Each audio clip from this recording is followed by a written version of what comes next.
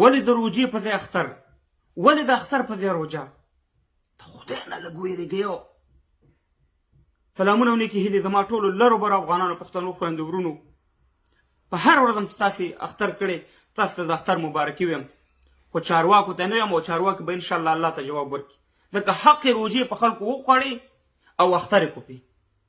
افغانانو ورونو، موږ چې واړه رالوی شوي یو، زموږ سعودي سره اختر او روجه خصوصا د افغانستان بالکل صحیح راغلی. په دې کې زموږ هېڅ اختلاف نشته سعودي سره، سیاسي اختلاف به په خپل ځای وي، مګر ځکه چې هغه یو مقدس ځای دی، مکه ده، مدینه ده، عرفات دی، یعنې حج مراسم دي، هر زموږ بالکل سعودي سره هېڅ په دې کې کم دغه نه دی راغلی، مشکل نه دی راغلی.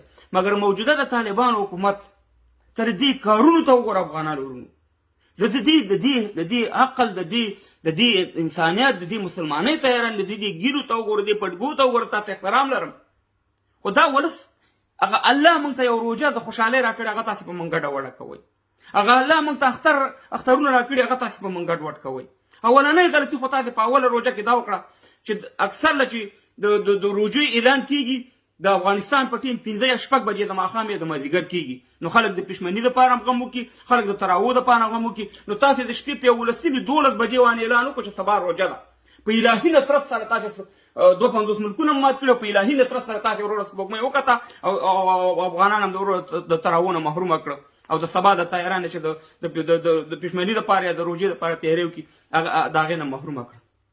بیا رالی په اختر کې، د اختر صحیح اختر چې و هغه د دوشنبې په ورځ و، ټولې دنیا د ټولو مسلمانانو تقریبا اختر د دوشنبې په ورځ و. تاسې رالی صاحب مهربانه د شپې په 12 بجې په 11 بجې اعلان کوئ چې یاره سبا په افغانستان کې اختر دی. حق روجه م راواغسته، په خلکو باندې صاحب مهربانه روجه وخوړه او اختر م وکړو. د دې جواب هم الله تاسې ورکوئ، دا ولس بیا نه ورکوي، تاسې به ورکوئ، ځکه تاسې مسؤل هستئ. ځکه چې 5 بجې اکثر له مالته مخکې وایي چې 5 بجې اعلان کېږي چې سبا اختر دی یا روجه ده.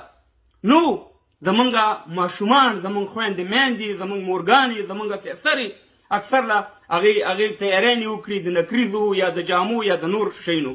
نو تاسې د شپې په 12 بجې اعلان وکړه، دغه ماشومانو ازار به مو ووایي، نه نکریزې وکړئ، نه تیاری وکړو، ځکه تاسو خپل ماشومان شته دی نه، تاسو خپل ماشومان په قطر او په پاکستان او په امریکا او په برطانیه او په نور ځایونو کې اوسېږي، د طالبانو مشران دا ماشومان خیم. نو زموږ ماشومانو یو د نکریزو خوشحالي وه، یو د اختر خوشحالي وه، هغه هم ترې نه تاسې واغسته. خدای ته به تاسې جواب ورکوئ چې تاسې حقه روجه په خلکو باندې خورئ او په هغې ورځ باندې تاسې اعلان کوئ. دا هغه منصوبه د افغانانو ورونو چې دغه 83 کاله دا کار پاکستان کوي، خو نن دغه کار په افغانستان کې عملي کېږي. تاسې وګورئ چې دا څوک دا کار کوي، څوک د مسلمانانو په منځ کې بې اتفاقي جوړوي، څوک په مسلمانانو باندې په حق روجه د هغه پې خوري او اختر کوي پې. نو د دې جواب انشاءالله طالبانو تاسې او تاسې په افغانان یاد ساتي چې تاسې یو داسې توره فیصله کړې ده چې حق روجه چې یو فرضي دغه تاسې په خلکو باندې وخوړو، هغه د دې مسؤلیت به تاسې هستئ.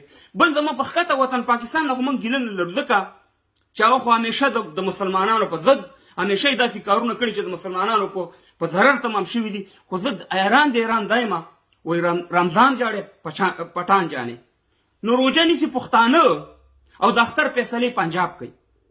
اوس روجه چې د اکثر د پنجابیان خو دومره روجې نه نیسي، موږ ته معلوم دي، مګر هم د اختر فیصلې صاحب مهربانه په پنجاب کې کېږي، دوربینونه هلته راغځي. نو په دې باندې دا زما دغه وه چې حق اختر و، هلته صاحب مهربانه هلته په خلکو باندې روجه ونیوله. دا کم مسلماني ده، دا کم انسانیت دی. نو په دې باندې په کار دا دی چې علما تاسې اوږده بیانونه شروع کړي دي، ټیک د هغه وکړئ، په دغه باندې خبرې وکړئ، چې حق روجه خوړل کېږي، اختر پکې کېږي، یا حق اختر چې د هغې پې روجه نیول کېږي، په دې باندې تاسې راوچت شئ. دا ستاسې مسؤلیت دی. خدای به نه د دې پوښتنه کوي، او انشاءالله الله به د دې نه پوښتنه وکړي، ځکه چې تاسې صرف پښتون ته همدغه یو د جهاد لاره ده او بیا ور دي، په دې باندې تاسې ټول عمر دا پښتانه تباه او برباد کړه. په دغې خبرې وکړئ. دا څومره عظیمه ګناه ده، یو روجه خوړل څومره عظیمه ګناه ده، یا د اختر په ورځ باندې روجه نیول څومره عظیمه ګناه ده، یا د روجې په ورځ باندې اختر کول دا څومره غټه ګناه ده. په دې باندې خبرې وکړئ. د افغانانو ورونو